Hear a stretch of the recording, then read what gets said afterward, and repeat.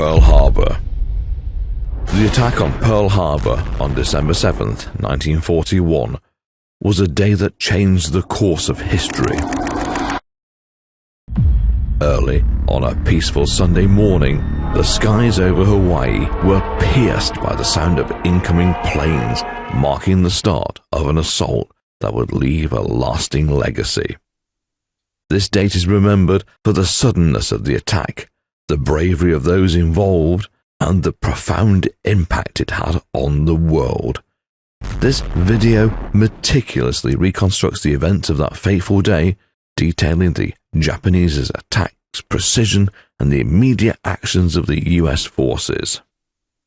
The political tensions between the United States and Japan leading up to Pearl Harbor were a culmination of decades of escalating confrontations, rooted in Japan's imperialist ambitions in Asia, particularly its expansion into China. The US, advocating for an open-door policy in China and supporting Chinese resistance to Japanese aggression, responded to Japan's military campaigns with punitive economic measures. Chief among these was an oil embargo, significantly impacting Japan, which was heavily dependent on imported oil for its military operations. Without oil, Japan's ability to sustain its war efforts and industrial growth was severely compromised. In this strained atmosphere, diplomatic negotiations failed to yield a resolution. Japan, facing the crippling impact of US-led sanctions and recognizing the inevitable conflict, decided to strike preemptively.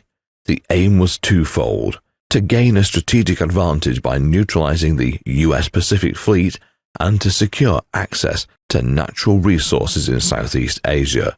The plan was to move swiftly into territories such as the Dutch East Indies and Malaya, rich in oil and rubber, while the US was still reeling from the attack.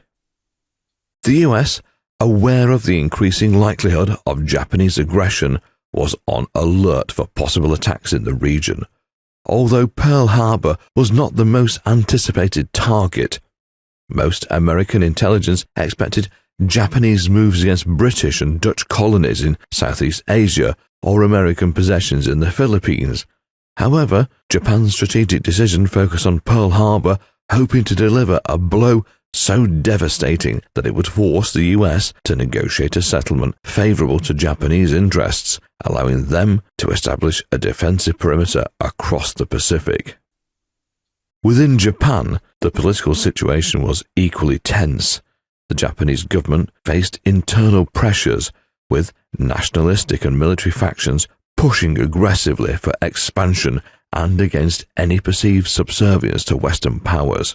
The precarious situation was further complicated by assassination threats against government officials who were seen as too conciliatory towards Western demands.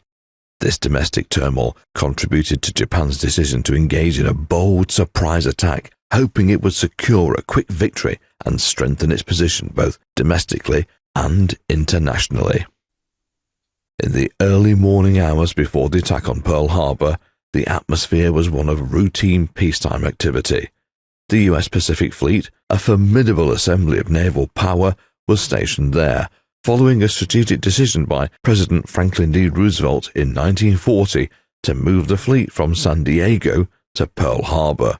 This move was a show of American military presence in the Pacific as tensions with Japan escalated over its actions in China. The fleet at Pearl Harbor included some of the most significant vessels of the time. Among them were the battleships USS Arizona, USS Oklahoma, USS West Virginia, and USS California, which would all suffer extensive damage during the attack. On the morning of December 7th, just before the attack, the USS Condor, a minesweeper, spotted a submarine periscope near the harbor entrance.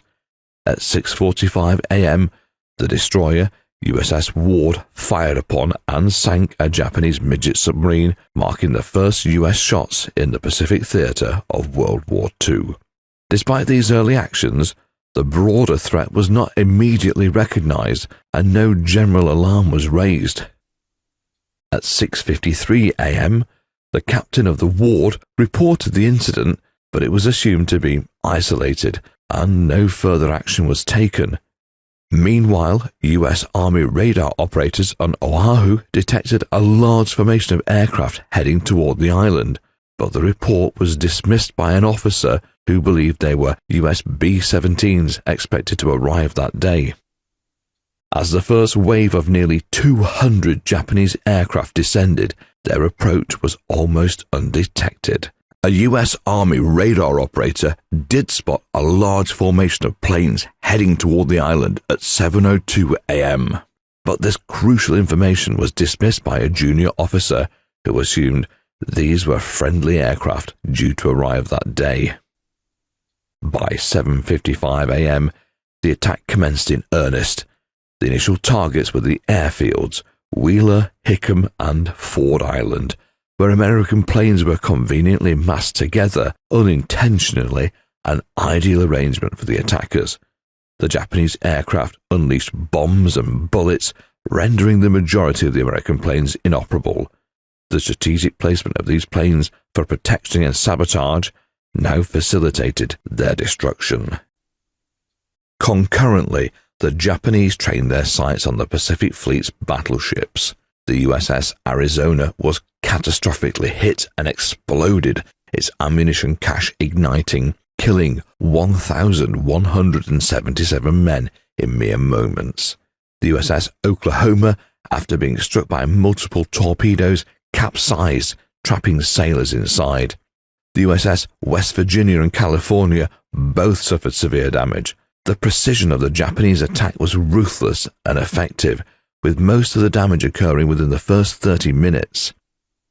The second wave arrived at 8:50 a.m., with the USS Nevada making a desperate attempt to get underway.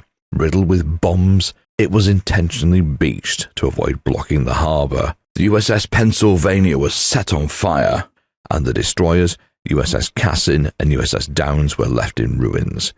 By the end of the second wave, the once mighty Pacific Fleet lay crippled, a testament to the destructive capabilities of a well-planned and executed aerial assault.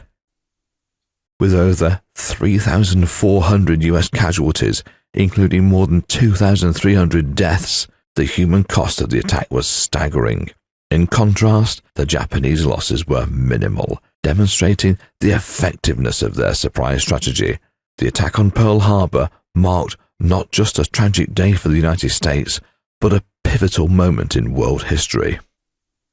The attack had lasting implications, not least of which was the entry of the United States into World War II. In the immediate aftermath of the Pearl Harbor attack, the base was left in a state of devastation. The human toll was heavy. America lost 1,999 sailors, 233 soldiers, and 109 Marines, alongside 49 civilians. The damage was not just to personnel, but also to material, with 18 ships damaged or sunk and dead bodies strewn about in the water and on land. The shock of the attack was palpable, and many of the dead would never be recovered. Despite the initial shock, Hawaii began recovery and relief efforts as soon as the Japanese forces withdrew. Homes and businesses implemented blackout measures, gas masks were distributed, and despite the limited supplies, the community worked together to start the cleanup process. The military presence in Pearl Harbor doubled to more than 135,000 as reinforcements arrived from around the world. The base was fortified with additional gun batteries, barbed wire, and camouflage buildings, while provisions such as gasoline were rationed. The salvage efforts began immediately, even as the attack was ongoing, with crews manning hoses to fight fires, aided by boats, tugs, and even a garbage hauler. Men from the fleet's base force brought pumps to combat flooding, and rescue teams searched for sailors trapped in the capsized battleships Oklahoma and Utah. Captain Homer Wallin, who led the salvage efforts, had a clear set of objectives: rescue trapped men, assess and repair damage to the ships to enable them to travel to the larger yards on the west coast for full restoration. The Navy Yard, left intact by the Japanese, played a crucial role in the recovery, its shops capable of building or repairing a wide variety of items necessary for the effort. The damage sustained by the Pacific Fleet during the Pearl Harbor attack was catastrophic. The USS Arizona was hit by several bombs and torpedo strikes, causing it to sink at its berth. The forward magazines exploded, rendering the ship a total wreck, except for the salvaged material. The USS California and the USS West Virginia also sank after suffering torpedo hits and bomb strikes. The USS Nevada, despite being struck by torpedoes and bombs, did not sink, but was heavily damaged. The USS Oklahoma capsized shortly after being torpedoed. Other ships like the USS Pennsylvania, USS Maryland, and USS Tennessee sustained various levels of damage from bomb hits to fire damage. The shock of the Pearl Harbor attack reverberated throughout the United States, leaving the public and the government in disbelief. The news reached President Franklin D. Roosevelt on the afternoon of December 7, 1941, as he was meeting with his advisor, Harry Hopkins. Navy Secretary Frank Knox interrupted the meeting to deliver the grim news of the attack. Roosevelt reacted with a calm yet incensed demeanor. He was acutely aware that this attack could signify that Germany might also declare war, potentially stretching U.S. military forces across two fronts.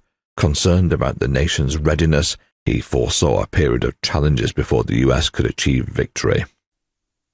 On the evening of the attack, Roosevelt began preparations for his response to Congress and the nation. He worked on his address, which would come to be known as the Day of Infamy speech, to be delivered the next day.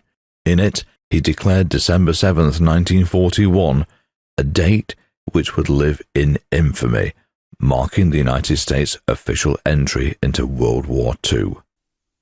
In closing, the attack on Pearl Harbor remains as an important moment in history, a reminder of the cost of war and the unforeseen events that can change the course of nations. We hope this retrospective has provided valuable insights into that fateful day. If you found this exploration informative, please like, share and subscribe to our channel. Your support is crucial for us to continue providing thorough and thought-provoking historical content. Don't forget to hit the notification bell to stay updated on our latest videos. Thank you for watching, and we look forward to bringing you more history in every click.